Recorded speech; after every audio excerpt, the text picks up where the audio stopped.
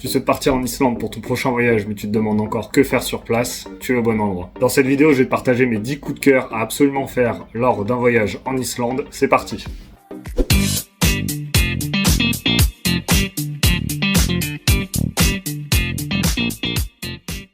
Salut, c'est Seb, bienvenue sur ma chaîne. Je partage ici mes dernières aventures et mes conseils et astuces pour faire de tes voyages des vacances inoubliables. Si t'es nouveau ici et que le contenu t'intéresse, n'hésite pas à t'abonner.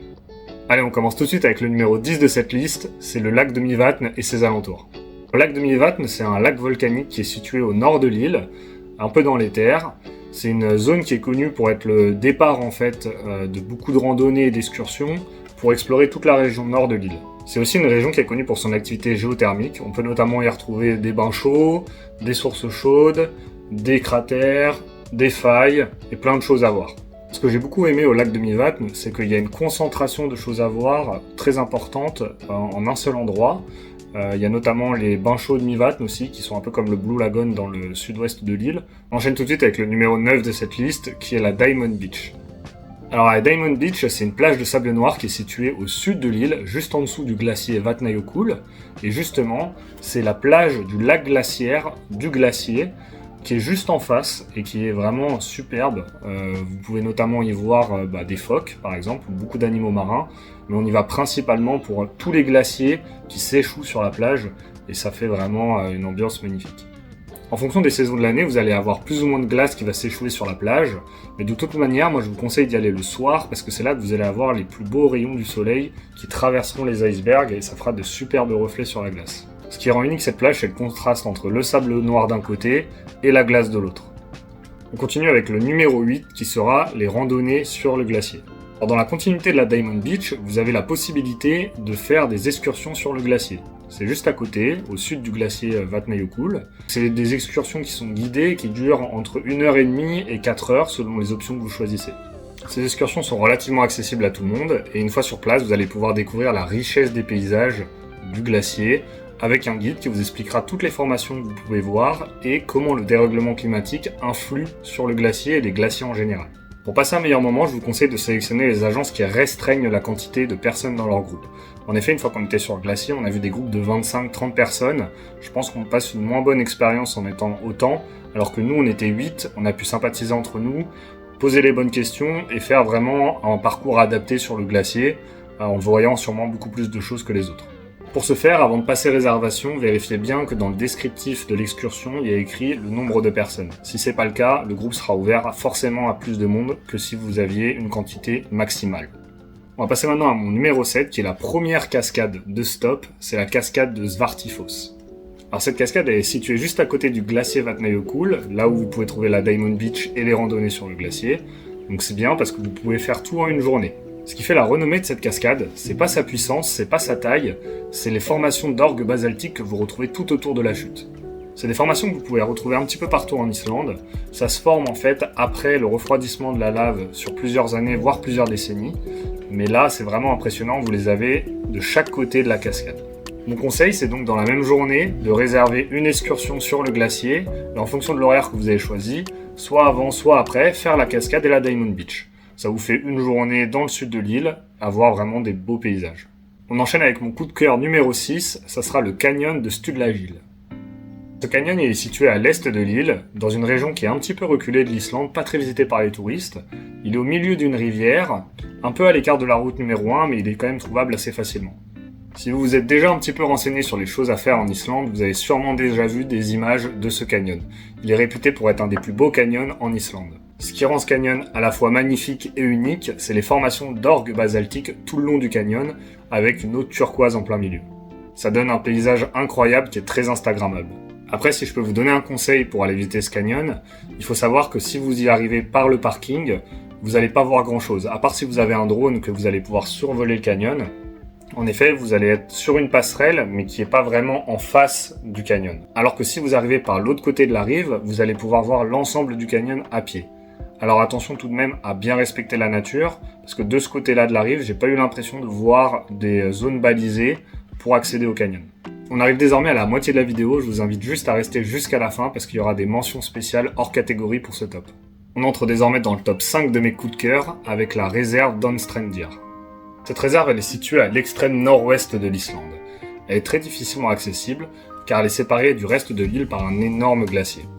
En effet, on peut y accéder seulement en bateau, et en plus à certaines périodes de l'année. Si vous y allez en hiver, il sera impossible d'accéder à cette réserve car elle est ouverte seulement entre les mois de juillet et septembre. En plus de ça, vous allez certainement devoir vous y prendre beaucoup en avance car ces bateaux sont des bateaux principalement utilisés pour le ravitaillement des villages de la réserve. Ils peuvent contenir à peu près 30 personnes, mais pas plus. Et il faudra bien faire attention sur vos réservations car il n'y a pas des bateaux tous les jours et à toutes les heures. Il y a seulement différents endroits qui sont desservis sur la réserve et pour y accéder, vous allez devoir sûrement faire des randonnées entre les différents ports pour pouvoir profiter au maximum des lieux. Une fois qu'on sait tout ça et qu'on a enlevé toutes les contraintes, il faut vraiment se rendre compte que cette réserve naturelle, c'est un lieu qui est préservé de l'activité humaine. Vous allez avoir la chance de pouvoir observer des renards arctiques assez facilement, ils viendront même parfois à vous, ou beaucoup d'espèces d'oiseaux marins. Personnellement, j'y suis resté seulement une seule nuit et j'ai eu quand même l'occasion de voir un renard arctique de très près. Gardez bien en tête aussi qu'il n'y a pas de réseau, pas d'habitants, pas d'hôtel, pas de magasin une fois que vous êtes sur place. Donc vraiment prévoyez votre parcours au maximum pour pas avoir de mauvaises surprises une fois que vous y êtes. Mon top 4 dans cette liste de coups de cœur, ça sera pas un seul top 4 mais plusieurs top 4 en fait, c'est les sources chaudes en Islande. Alors il y a plusieurs types de sources chaudes en Islande, il y a celles qu'on peut seulement regarder et il y a celles où on peut aussi se baigner. Et c'est de celles-ci qu'on va parler. Il faut savoir qu'il y en a partout dispersées tout autour de l'île. Vous allez forcément passer à côté d'une source chaude sur votre parcours. La température de l'eau elle est comprise entre 38 et 42 degrés en fonction des emplacements et elles sont plus ou moins accessibles. J'ai fait une vidéo juste ici où je vous en parle un peu plus en détail et où je vous donne également mon top 3 de mes sources chaudes préférées en Islande. On entre désormais dans le top 3 de mes coups de cœur avec la région de Landmannalaugar et les F-Road. Cette région, c'est une région qui est située au centre de l'île, elle est accessible par les F-Road et c'est vraiment une région privilégiée pour les amoureux de randonnée. On y retrouve une richesse de panoramas vraiment superbe avec des montagnes de toutes les couleurs, du jaune, du rouge, du blanc, c'est vraiment magnifique. Le nom de la région signifie littéralement la coulée de lave des sources chaudes, donc je vous laisse imaginer un petit peu les paysages qu'on peut y voir. On dit souvent que le plus important ce n'est pas la destination, c'est le voyage, bah là pour le coup c'est les deux. Pour arriver dans cette région, vous allez devoir emprunter les F-Road qui sont des routes de cendres, de gravier avec des traversées de rivières. Personnellement c'est presque ce que j'ai préféré. Par contre il faudra que vous soyez équipé d'un 4x4 ou d'un SUV, en citadine c'est impossible de passer, donc soit vous réservez des cars de touristes, ou soit vous y allez par vos propres moyens avec un SUV ou un 4x4, ce qui se fait quand même très bien, et c'est une expérience unique. Je vous mets quelques images pour que vous puissiez vous rendre compte un petit peu de la beauté des paysages des F-Road.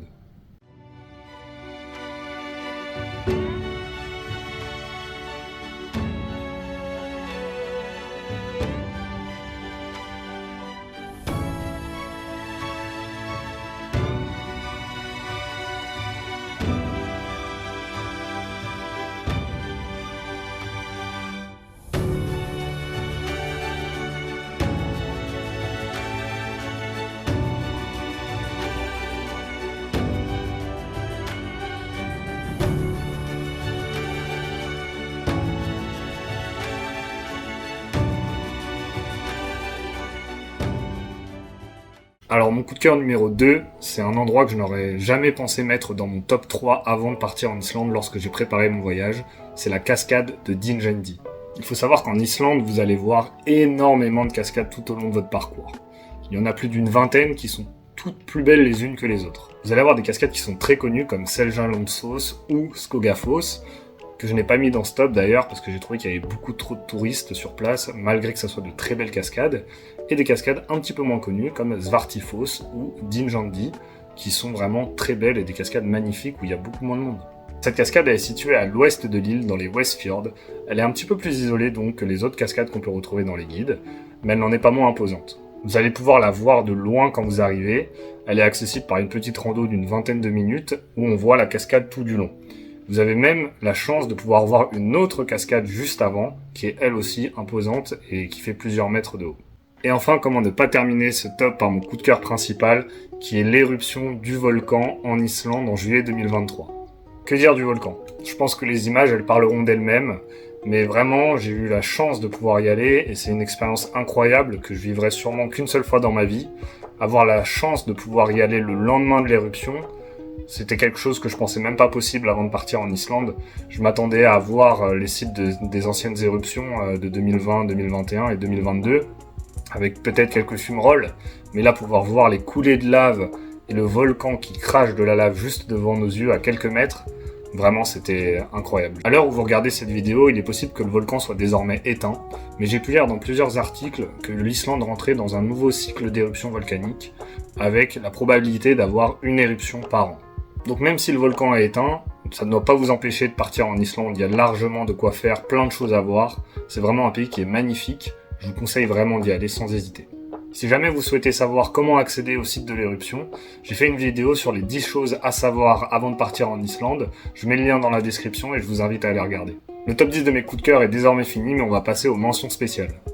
La première mention spéciale, c'est le musée du phallus. C'est vraiment un musée qui est unique au monde, et je vous conseille d'aller le voir, il est situé dans la capitale Reykjavik, c'est très sympa, c'est un musée qui est complet, et vous aurez l'occasion de faire ça qu'une seule fois dans votre vie.